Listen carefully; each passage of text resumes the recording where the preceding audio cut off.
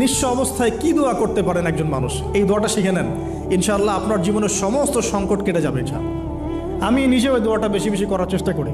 দোয়াটা হচ্ছে, মুসা আলাইহিস সালাম একটা গাছের নিচে হেলান দিয়ে বসলেন, বসে দেখলেন দুইজন মেয়ে দাঁড়িয়ে আছে দূরে, পানি নিতে পারছে না, লোকজন পানি নিয়ে যাচ্ছে, ওরা দাঁড়িয়ে আছে বেচারি। মুসা আলাইহিস সালাম গিয়ে বললেন, কি সমস্যা আপনাদের? এটা নিয়ে আপনারা আবার মেয়েদের সাথে কথা বলার চেষ্টা করেন না, ঠিক আছে? তো মাহারাম গায়রা মাহারাম মেনে চলে। তারা বললেন যে আমাদের বাবা অনেক বৃদ্ধ মানুষ, আমরা পানি নিতে পারি না যতক্ষণ না আমাদের কম পানি নিয়ে চলে যায়।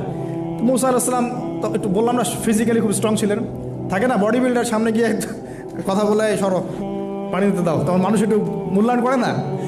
তো মুসা আলাইহিস সালাম এভাবে পানি নিয়ে দিলেন এবং বাছুরদেরকে পানি পান করালেন, করিয়ে গাছের নিচে এসে বসে আছেন। বসে বসে তিনি দোয়া করছেন, এই যে দোয়াটা তিনি দোয়া করছেন, রব্বি, একটা নেক কাজ করলেন, নেক কাজ করলেন না, মানুষের উপকার করলেন, নেক কাজ করে এসে গাছের নিচে বসে দোয়া করছেন, আল্লাহ এখানে তো আমার খাবার পানি বাসস্থান কিছুই নাই, আমি কি করব?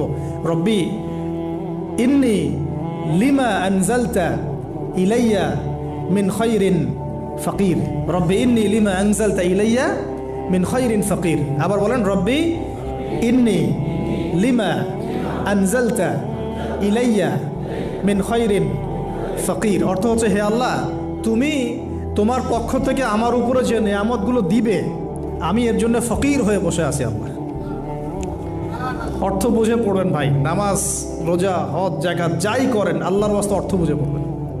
অর্থ বুঝে পড়লে আপনার ইবাদতের স্বাদ পাবেন, তৃপ্তি পাবেন, আল্লাহর সাথে কানেকশন হবে, আল্লাহর নূর পাবেন, মাআরিফত পাবেন, সত্য স্বপ্নও দেখবেন তখন ইনশাআল্লাহ। তখন শুয়ে সত্য স্বপ্ন দেখবেন ইনশাআল্লাহ। আল্লাহ পাক তৌফিক দান করে দেন। এবার আল্লাহ পাকের সাহায্য নেমে আসলো, ওই দুই মেয়ের মধ্যে একজন হেঁটে হেঁটে চলে আসে। এবার এই মেয়ের হাঁটা সম্পর্কেও কোরআন কথা বলেছে, সুবহানাল্লাহ। এই মেয়ে কিভাবে হেঁটে এসেছে এই হাঁটার বর্ণনাও কোরআন দিয়েছে। কোরআন বলেছে এই মেয়ে হেঁটে আসছে লাজুক পায়ে। কি পায়ে? এখন আপনি এই পুরো ওয়ার্ল্ডের মেয়েদের হাঁটা দেখেন, লজ্জা আছে? তাহলে মেয়েদের সাথে লজ্জা একটা গভীর সম্পর্ক আছে। এই মেয়ের প্রশংসা আল্লাহ পাক কোরআনে করলেন, লাজুক পায়ে লাজুক ভঙ্গিতে অবনত নয়নে সে হেঁটে আসলো। এখন আপনি কেলে যান, গো টু খেল, আপনাদের টুইন টাওয়ারে যান, দেখেন সবার হাঁটা চলা দেখেন। হায়া লজ্জার কোনো বালাই আছে এখানে? আমি গত লেকচারে বলেছিলাম যে আদম আলাইহিস সালাম এবং হাওয়া আলাইহিস সালাম, ইবলিস তাদের সাথে প্রথম যে আচরণ করেছে ওই ফল খাওয়ানোর পরে, সেটা কি? তাদের গা থেকে পোশাক খুলে পড়ে গেছে, মানে নগ্ন করে দিয়েছে আমাদের পিতামাতাকে, মহাবিশ্ব নগ্ন করে দিয়েছে কে? ইবলিস। তো এখন এই পৃথিবীতে আমরা যারা নগ্নতার চর্চা করছি, তার কার এজেন্ট আমরা বুঝতে বাকি আছে? আমার কথা কি বুঝতে পারছেন কি না? এই কানেকশন মেলানোর চেষ্টা করেন, ডটসগুলো মেলানোর চেষ্টা করেন। সামনে যাই প্রিয় ভাই, এই মেয়ে এসে বলছে, আমার বাবা আপনাকে ডাকেন, আমার বাবা আপনাকে ডাকছেন। তিনি গেলেন, বাবা শুআয়ব আলাইহিস সালাম। তখন এক বোন ইনডাইরেক্টলি বাবাকে বোঝাচ্ছে যে বিয়ে শাদী দিলে ভালো হয়। এক বোন বলছে যে আপনি তো তাকে পুরস্কৃত করতে চাচ্ছেন, তাহলে এরকম কওয়িউন আমিন একজন মানুষকে সবচেয়ে ভালোভাবে পুরস্কৃত করা যায় তার যথাযোগ্য প্রতিদান দেওয়ার মধ্য দিয়ে।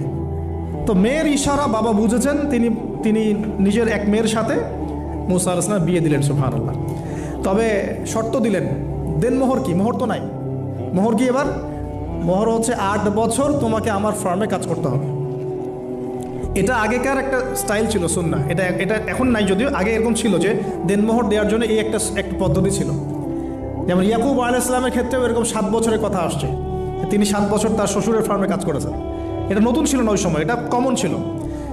এখন যেমন আমাদের দেশে কমন 10 লাখ টাকা মোহর হবে, 10,000 টাকা দিব, বাকিটা সব বাকি, তাই না? তো এরকম আর কি কমন কিছু বিষয় থাকে আর কি। আস্তাগফিরুল্লাহ, মাফ করো, বলবে বাসরাতে, বলবে আমাকে মাফ করে দাও। শুরুতেই নিজের গায়রথহীনতার পরিচয় দিল। আবার এদিকে শ্বশুরের কাছে মাশাল্লাহ মোটা অঙ্কের ডোনেশন নিতে চাচ্ছে, যৌতুক। বিয়ে আমাদের ওখানে মাশাল্লাহ মানে কেনা বেচা, মেয়ে বিক্রি করতেছে আর ছেলে কিনতেছে। এবার 8 বছর পূর্ণ করা হলো, তিনি আরও 2 বছর 10 বছর পূর্ণ করলেন।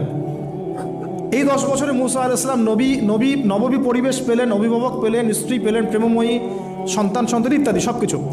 এবার আল্লাহ রাব্বুল আলামিন তাকে মিশরের দিকে যাওয়ার যে সময়টা এখন হয়ে গেছে, 10 বছর হয়ে গেছে, মিশরে যেতে হবে।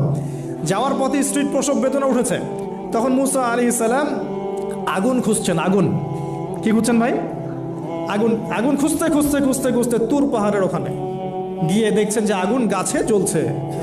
সবুজ পাতার উপরে আগুন, তিনি অবাক।